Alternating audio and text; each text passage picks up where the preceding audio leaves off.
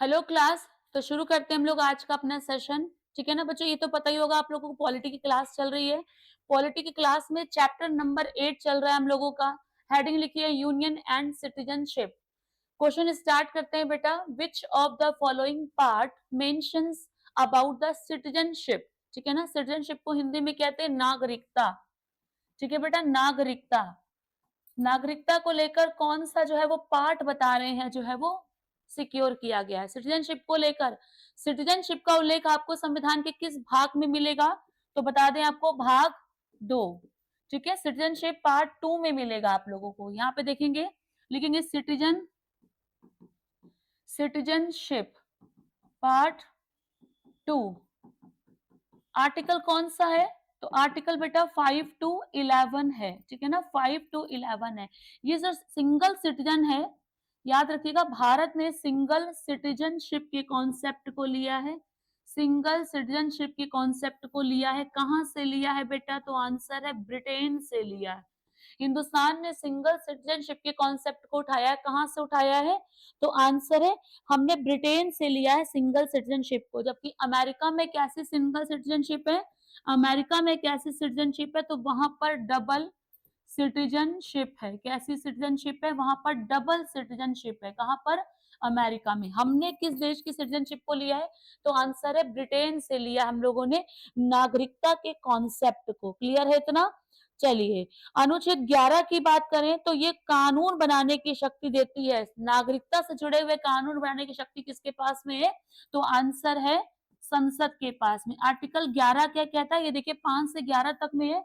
तो आर्टिकल 11 क्या कहता है कि नागरिकता से संबंधित, ठीक है ना, नागरिकता से संबंधित यानी सिटीजनशिप से संबंधित कानून बनाने की शक्ति, कानून बनाने की शक्ति किसके पास में बेटा, कानून बनाने की शक्ति किसके पास में है, तो आंसर है संसद के हाथों में है। यानी संसद तय करेगी सिटीजनशिप की क्या परिभाषा होती है, किन किन तरीके से व्यक्ति को सिटीजनशिप दी जा सकती है या उसे सिटीजनशिप ली जा सकती है। ठीक है ना, तो फिलहाल हम देखते हैं पार्ट 2 में लिखा हुआ है सिटीजनशिप। ठीक है, चलिए क्वेश्चन नंबर 2 को देखते हैं।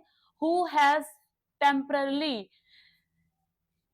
हाँ तो ये बड़ा अच्छा क्वेश्चन है। हु हैज टेम्पररी तरह से बताया जा रहा है किसको, हिंदुस्तान से किसको जो है वो नागरिकता दी जाएगी। क्वेश्चन नंबर कौन सा है ये, क्वेश्चन नंबर है 20।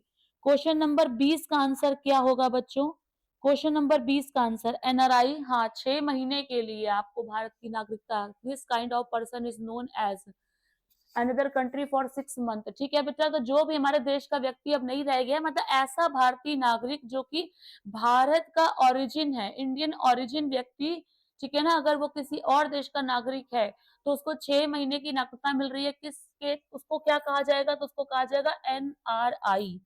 ठीक है ना, आर्टिकल 8 बताएगा इसके लिए आपको। ठीक है ना, आर्टिकल 8 की अगर बात करें तो भारत के बाहर रहने वाले भारतीय उद्भव के कुछ व्यक्तियों की नागरिकता का अधिकार है। तो ठीक है, भारत के, यहां देख लेते हैं, भारत के बाहर रहने वाले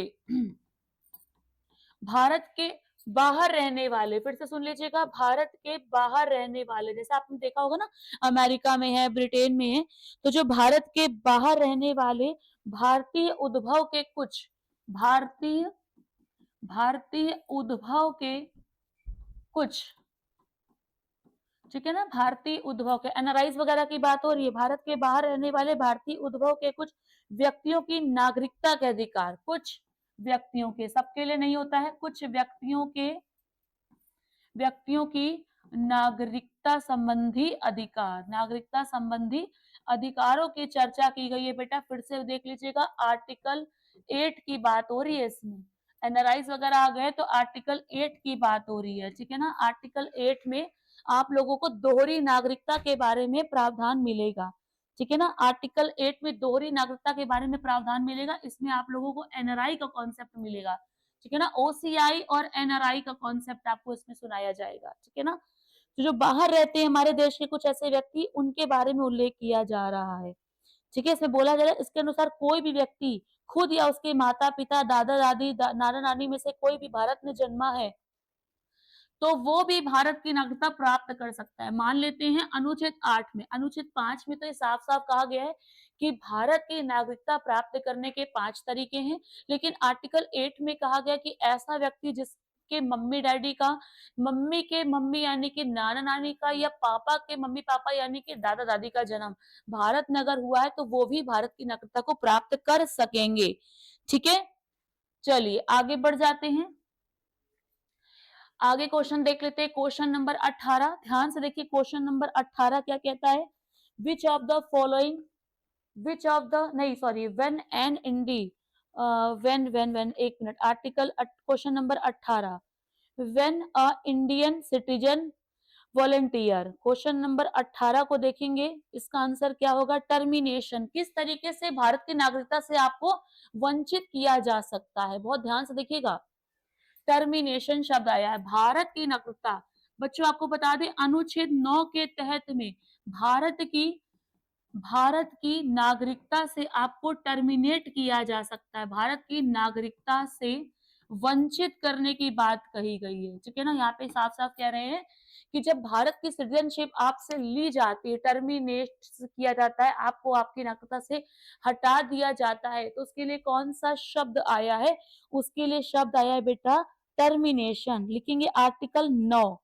आर्टिकल 9 कहता है जब कोई व्यक्ति स्वेच्छा से किसी दूसरे देश का नागरिक हो जाए तो उसकी भारत की नागरिकता समाप्त हो जाएगी। ठीक है ना, जब कोई व्यक्ति स्वेच्छा से किसी दूसरे देश की नागरिकता ले ले, याद रखिएगा, जब कोई व्यक्ति स्वेच्छा से जब कोई व्यक्ति स्वेच्छा से किसी अन्य देश की नागरिकता ले ले, किसी अन्य देश की नागरिकता ग्रहण कर ले, या तो तब, ठीक है ना, जब कोई व्यक्ति स्वेच्छा से किसी दूसरे देश का नागरिक बन जाए, या तो तब, दूसरा कंडीशन पे क्या कहा गया है, जब कोई भारतीय, ठीक है ना, जब कोई व्यक्ति भारतीय नागरिकता का त्याग कर दे, वो बताएगा कि हम आपके देश के नागरिक नहीं रह चुके, भारतीय नागरिकता को त्याग दे, स्वयं से त्याग दे बेटा, ये तब भी हो सकता है। ठीक है, जब कोई व्यक्ति भारत की नागरिकता को त्याग कर दे, भारत सरकार द्वारा नागरिकता से वंचित किया जाए, यहाँ पे तीसरा नंबर पे क्या है, भारत सरकार द्वारा भारतीय नागरिकता से उस व्यक्ति को नागरिकता से वंचित कर दिया, नागरिकता से वंचित कर दिया जाए।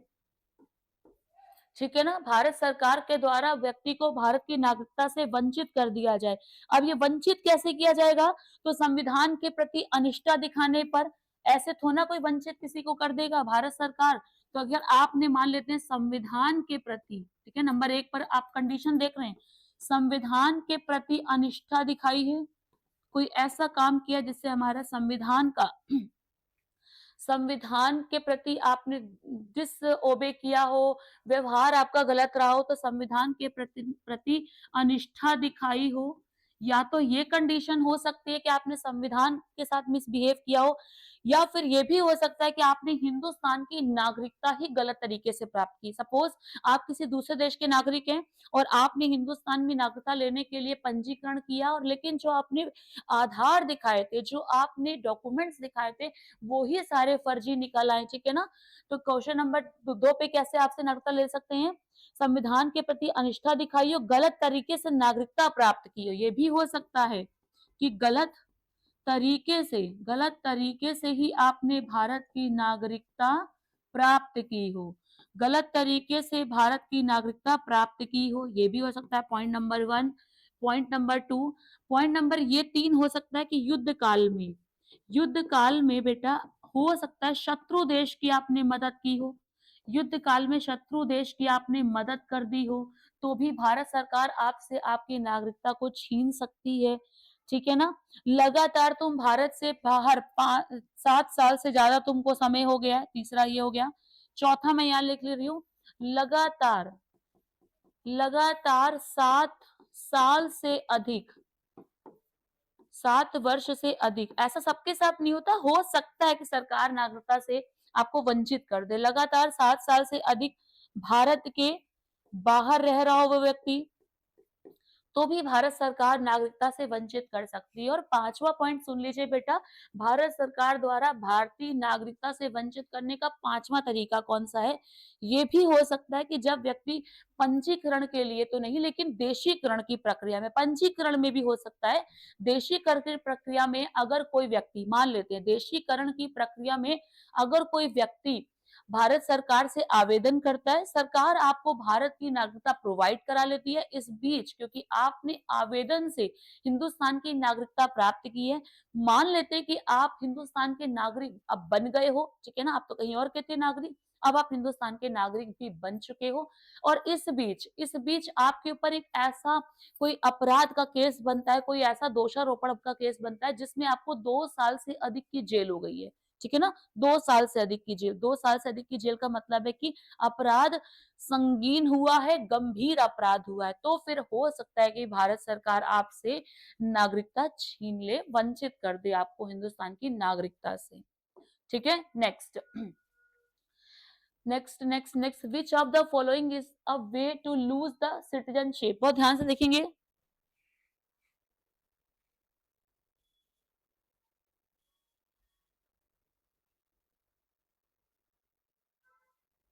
चलिए क्वेश्चन नंबर नेक्स्ट देखते हैं। नेक्स्ट बताइए मुझे क्या हो सकता है इसका answer? Which of the following is a way to lose the citizenship? क्या होगा इसका आंसर? टर्मिनेशन हो सकता है, हाँ टर्मिनेशन तो हो ही जाएगा। पहला पॉइंट तो बिल्कुल सही है, टर्मिनेशन। इस प्रक्रिया से तो आप हिंदुस्तान के नागरिकता से हटाए जा सकते हो, तो एक तो बिल्कुल सही है, ठीक है ना।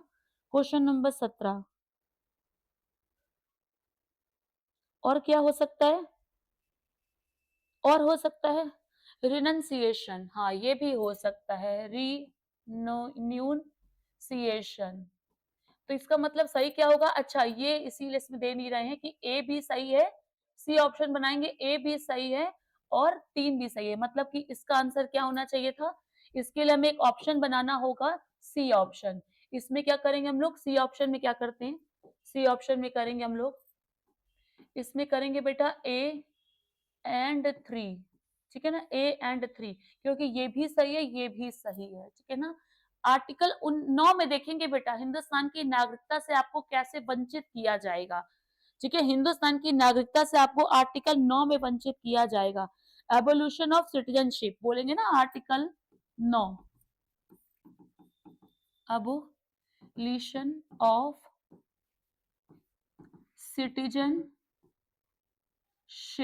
नागरिकता का अंत हो रहा है, नागरिकता का अंत। तो कितने प्रकार से हिंदुस्तान की नागरिकता का अंत हो सकता है? तो वो 3 प्रकार के हैं। कोई व्यक्ति किसी दूसरे देश की नागरिकता ले ले तब, कोई व्यक्ति खुद ये डिक्लेयर कर दे कि वो हमारे देश की नागरिकता को छोड़ रहा है तब, या भारत सरकार आपको नागरिकता से वंचित कर दे तब, ठीक है ना। चलिए आगे बढ़ जाते हैं। Next question, loss of citizenship can be done by how many ways? तो आपसे आपकी नागरिकता को कितने प्रकार से छीना जा सकता है? 3 प्रकार से, 3 प्रकार से नागरिकता का अंत होता है, ठीक है ना। एबोल्यूशन ऑफ सिटीजनशिप 3 प्रकार से है। अभी अभी मैंने बताया आपको, या तो व्यक्ति किसी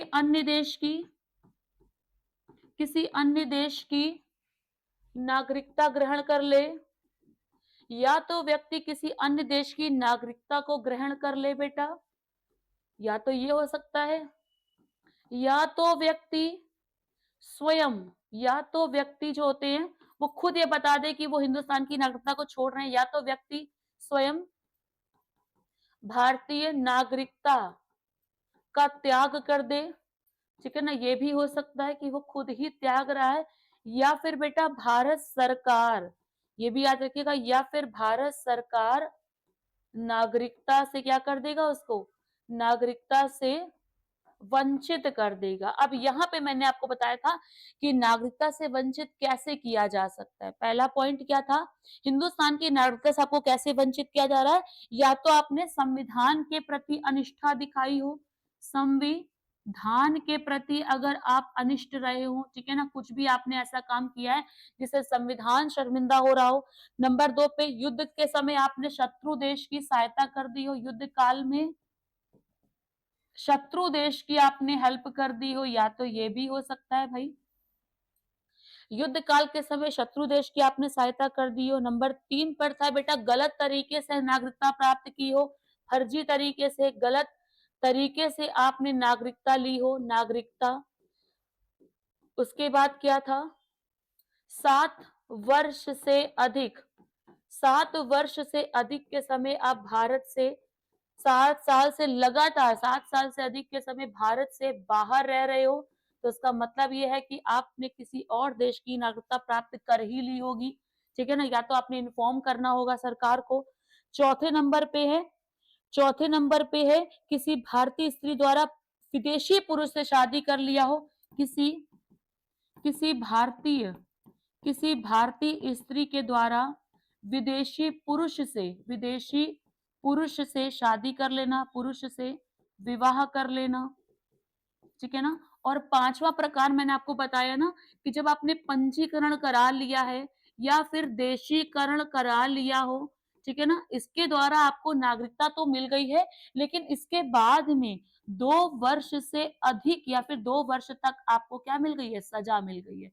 मान लेते हैं कि आप पे ऐसा चार्ज चला और उस चार्ज पर उस उस आरोप में आप आरोपी नहीं है, अब आप सिद्ध हो चुके हैं, आपका आरोप सिद्ध हो चुका है कि आपने हाँ वो अपराध किया है और उस अपराध की सजा 2 साल या उससे ज्यादा की बन रही है, तो सरकार आपसे आपकी नागरिकता से वंचित कर सकेगी, ठीक है ना। तो ये 3 प्रकार है जिससे आपको आपकी नागरिकता से वंचित किया जा सकता है। Next, which of the following authority has the power to create the law regarding the citizenship? तो बच्चों ध्यान से देखिए, बताइएगा।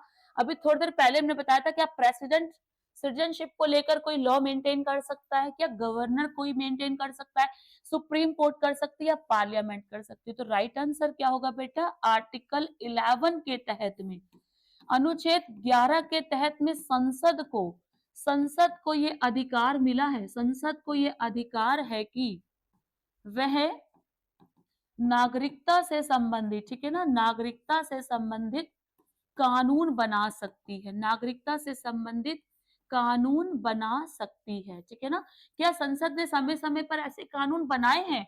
तो आपको बता दें, नागरिकता अधिनियम 1955, क्लियर है, नागरिकता अधिनियम 1955 यही वो आर्टिकल था जिसके तहत संसद ने इसका प्रयोग किया था। फिर 1986, 1992, ठीक है ना, 1986 में भी बना था, 1992 में भी नागरिकता अधिनियम एक्ट पास हुआ था। उसके बाद 2003, 2005, 2015, 2003, 2005, 2015 और अभी एक रिसेंटली बहुत ज्यादा चर्चा में चल रहा है 2019 वाला, ठीक है, 2019 वाला, ठीक है, जिसके तहत हम ये कह रहे हैं कि जो भारत है उसके अलावा, मतलब भारत के बाहर कुछ 3 ऐसे देश हैं। कौन कौन से देश हैं इसकी बात कर रहे हैं? 3 ऐसे देशों में एक तो है पाकिस्तान, एक है बेटा बांग्लादेश, बांग्लादेश, और तीसरा है बेटा अफगानिस्तान, अफगानिस्तान, ठीक है ना। भारत इस अधिनियम के तहत में ये कर रहा है कि पाकिस्तान, बांग्लादेश और अफगानिस्तान में जो 6 कम्युनिटी के लोग हैं, इसमें मुस्लिम्स काउंट नहीं किए जा रहे हैं, ठीक है ना, 6 कम्युनिटी के जो लोग हैं, हिंदू है, जैन है, बौद्ध है, सिख हैं, ठीक है, पारसी समुदाय के भी लोग हैं, तो इसमें 6 कम्युनिटी के जो 6 धर्मों के जो लोग हैं, जो 6 वर्गों के लोग हैं, अगर वो भारत की नागरिकता को अपनाना चाह रहे हैं तो वो भी हिंदुस्तान में हमारे नागरिक बनेंगे, ठीक है ना, ऐसा कहा जा रहा है। देखते हैं अभी क्या होता है, इसमें कुछ चेंजेस आ सकते हैं। खैर, तो ये देखेंगे, फिर से देखेंगे सिटीजनशिप को लेकर फ्यूचर में कौन सा ऐसी अथॉरिटी है जो कानून बना सकेगी। तो आंसर क्या है, पार्लियामेंट, संसद। आर्टिकल कौन सा है, article 11। Next, citizenship can be acquired through how many ways? तो बताएं बेटा, सिटीजनशिप कितने प्रकार से भारत में ली जा सकती है? 5 प्रकार से। कितने प्रकार से? 5 प्रकार से नागरिकता ग्रहण की जा सकती है। नंबर 1 पे बताएंगे बेटा कौन सा है, तो बाय बर्थ, जन्म से।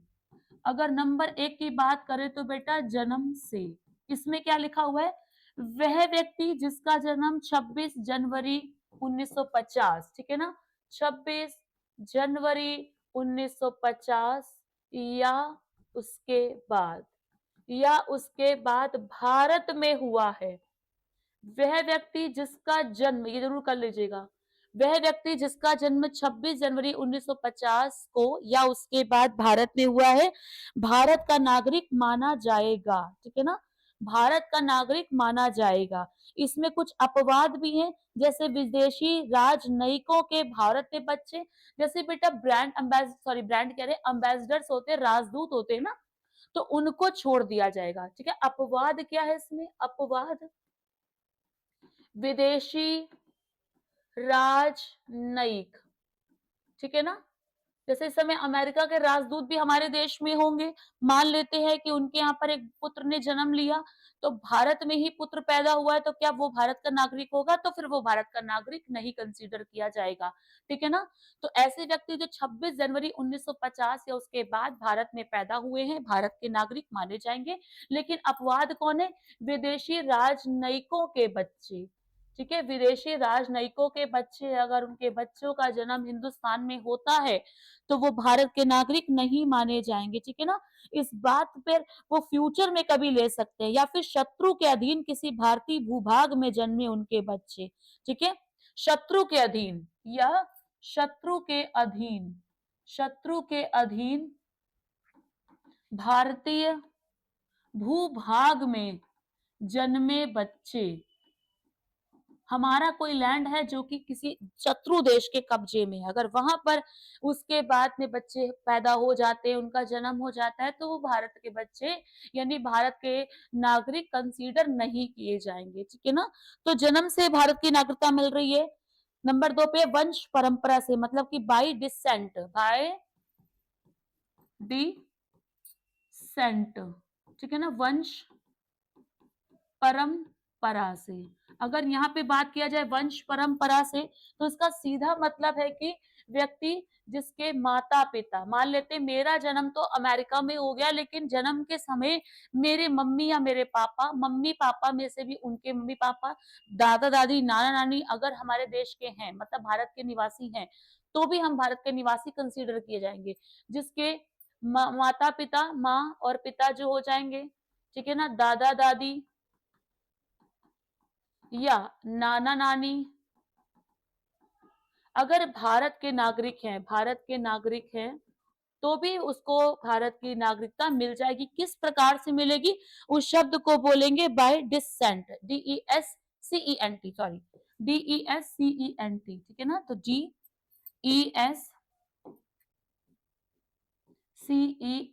ठीक है ना, वंश परंपरा, क्या हो जाएगा ये, वंश परंपरा हो जाएगी। नंबर 3 पे कर लेंगे बाय रजिस्ट्रेशन, बाय रजिस्ट्रेशन, इसको हिंदी में बेटा कहते हैं पंजीकरण। अगर कोई व्यक्ति भारत का नागरिक नहीं है और पंजीकरण कराता है हिंदुस्तान के लिए, हिंदुस्तान की सरकार से, तो भी वो भारत का नागरिक माना जाएगा, ठीक है ना। ये क्या होता है, पंजीकरण की आवेदन करने की तिथि से 7 साल पहले आपको भारत में निवास करना होगा। कोई ऐसा व्यक्ति जो हमारे देश का नागरिक नहीं है, लेकिन, ठीक है ना, लेकिन वो 7 साल पूर्व भारत में रह रहा है, लिख लीजिएगा, पंजीकरण से बेटा बात हो रही है, ऐसा नहीं कि तुमने आज पंजीकरण किया है, पंजीकरण से पूर्व 7 वर्षों तक वो व्यक्ति भारत में रहा हो, भारत में रह चुका हो, भारत में रहा हो। ये पहली कंडीशन है। जब आप पंजीकरण के लिए भारत सरकार को आवेदन करते हैं, भारत सरकार को जब आवेदन करते हैं पंजीकरण के लिए, तो आप भारत में उससे पहले 7 साल तक रह चुके हो, ठीक है ना। ऐसे व्यक्ति जिनका भारत में जन्म हुआ हो, लेकिन जो भारत से बाहर किसी अन्य देश में निवास कर रहा हो, ठीक है ना, ऐसे व्यक्ति भी जो जन्म से भारतीय हैं, मान लेते हैं जन्म से तो भारतीय हैं, पैदा तो वो भारत में हुए थे, लेकिन फिर वो भारत के बाहर रह रहे हो, जन्म से भारतीय है लेकिन निवास कहाँ है, भारत के बाहर, भारत के बाहर, वैसे व्यक्ति भी वो आवेदन कर सकते हैं, ठीक है ना।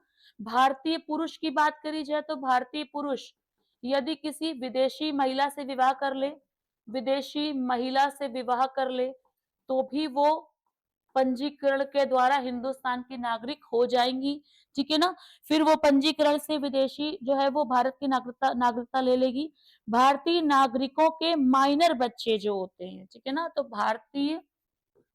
नागरिकों के भारतीय नागरिकों के जो माइनर बच्चे होते हैं, अवयस्क बच्चे होते हैं, वो भी इसके माध्यम से हमारी नागरिकता ले सकते हैं, ठीक है ना। चलिए, चौथा पॉइंट बेटा होता है देशीकरण, तो समझ रहे, नेचुरलाइजेशन। देशीकरण, इसको हिंदी में बोलते हैं देशीकरण, यहाँ लिख लेते हैं देशीकरण। चौथा पॉइंट है नेचुरलाइजेशन, देशीकरण। अब ये क्या चीज होती है, इसमें छोटा सा टेस्ट होता है बेटा, इसमें आपका इंटरेस्ट देखा जाता है कि आप हिंदुस्तान के कल्चर के प्रति कितने इंटरेस्टेड हो, ठीक है ना। तो इसमें क्या होता है, भारतीय नागरिकता के आवेदन से पहले कम से कम 1 साल तक आप भारत में रहे हो, ठीक है ना। और किसी भाषा का आपको ठीक ठाक ज्ञान होना चाहिए। जिस दिन आप नेचुरलाइजेशन से हिंदुस्तान की नागरिकता ले रहे हो, पूर्व, इससे पूर्व यानी इससे पूर्व आप कम से कम की बात हो रही है 1 वर्ष तक भारत में, 1 वर्ष तक भारत में रह चुके हो, 1 वर्ष तक भारत में रह चुके हो, और आपको हिंदुस्तान की किसी भाषा, किसी लिपि का, ठीक है ना, कोई भी हमारी संस्कृति के साथ आप बहुत अच्छे से तालमेल बिठा चुके हो। आपका ठीक ठीक मतलब एक छोटा सा एक टेस्ट होता है, उसके द्वारा पता लगाया जाता है कि आपका हिंदुस्तान में आने का पर्पस क्या होगा, ठीक है। देशीकरण, इसमें आपको हिंदुस्तान की नागरिकता मिल जाएगी। और लास्ट में होगा भूमि के अर्जन से, ठीक है ना। अगर कोई लैंड एक्वायर्ड कर ली जाती है तो वहां का क्षेत्र भी भारत का है, तो वहां के नागरिक भी भारत के होंगे, तो भूमि के अर्जन से,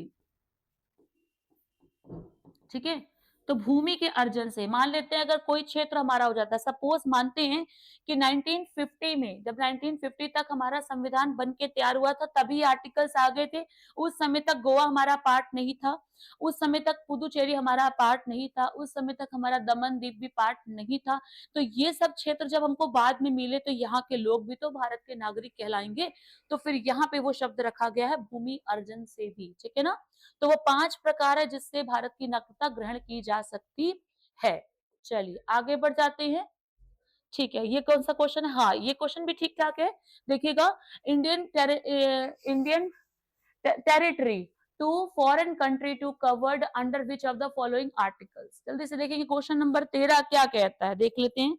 क्वेश्चन नंबर 13, क्वेश्चन नंबर 13,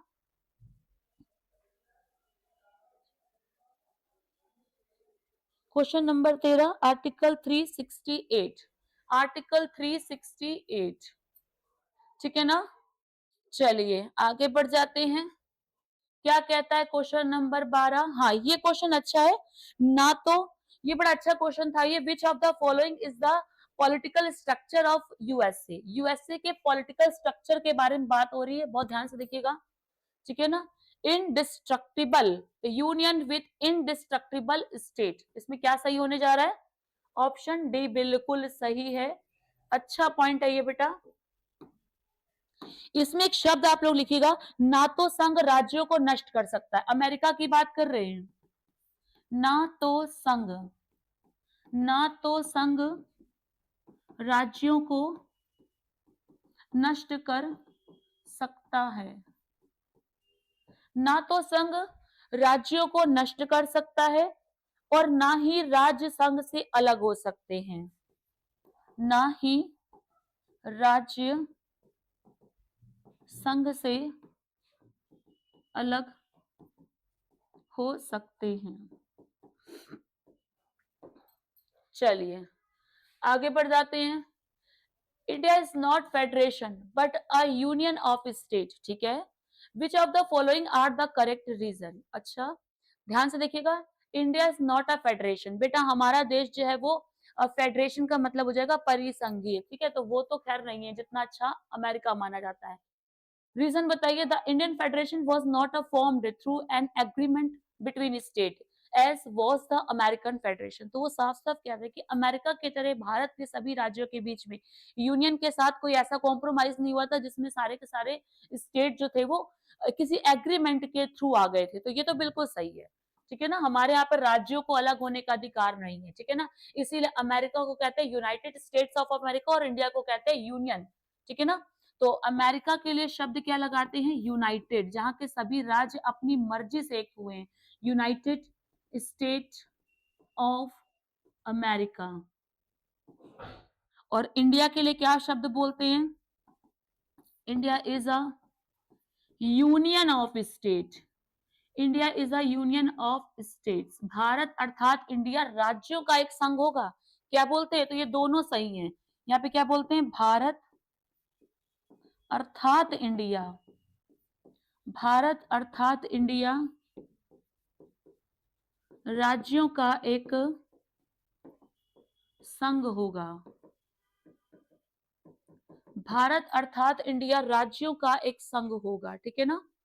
दूसरा पॉइंट क्या है, the state have no authority to withdraw from the union. तो राज्यों के पास में ऐसा कोई अधिकार नहीं है जिससे वो राज्यों के पास ऐसा कोई अधिकार नहीं है जिससे वो यूनियन से क्या हो जाए, सेपरेट हो जाए या फिर अलग हो जाए। तो दोनों ही ऑप्शन सही है। चलिए क्वेश्चन नंबर 9 को देखते हैं ध्यान से। क्वेश्चन नंबर 9 देखिएगा बेटा, क्या कहता है क्वेश्चन नंबर 9, कहता है, हाँ क्या कहता है क्वेश्चन नंबर 9, इनमें से किसके पास ये अथॉरिटी है कि वो राज्य का नाम बदल सकते हैं। राज्य का नाम बदलने की अथॉरिटी किसके पास में है, ठीक है ना। तो वो सुप्रीम कोर्ट के पास में है, नहीं भाई, वो राष्ट्रपति के पास में है, वो स्पीकर के पास तो बिल्कुल नहीं है, स्टेट लेजिस्लेटिव असेंबली, राज्य विधानसभा के पास हो सकता है कि ये राइट मिल जाए। ध्यान से देखिए इस क्वेश्चन को बेटा, किसके पास में ये अधिकार है, किसके पास ये अधिकार है कि वो राज्यों के नाम बदल सकता है, ठीक है ना। तो वैसे तो ये संसद के पास अधिकार है, लेकिन नए राज्यों के नाम बदलने की जो है वो, क्योंकि राष्ट्रपति इस विधेयक को ना विधानमंडल के पास पहुंचाते हैं। तो इसका राइट आंसर क्या होगा बेटा, डी, ठीक है ना। इसका राइट आंसर क्या होगा, डी। नहीं, वैसे डी नहीं होना चाहिए क्योंकि प्रेसिडेंट के पास ये ताकत होती है। Permission of which authority is required to change the name of state. तो बेटा इसका सही आंसर होगा बेटा प्रेसिडेंट, ठीक है। अब देख लेते हैं क्यों। सबसे पहले इसके लिए आपको पढ़ना पड़ेगा आर्टिकल 2, फटाफट लिखिए।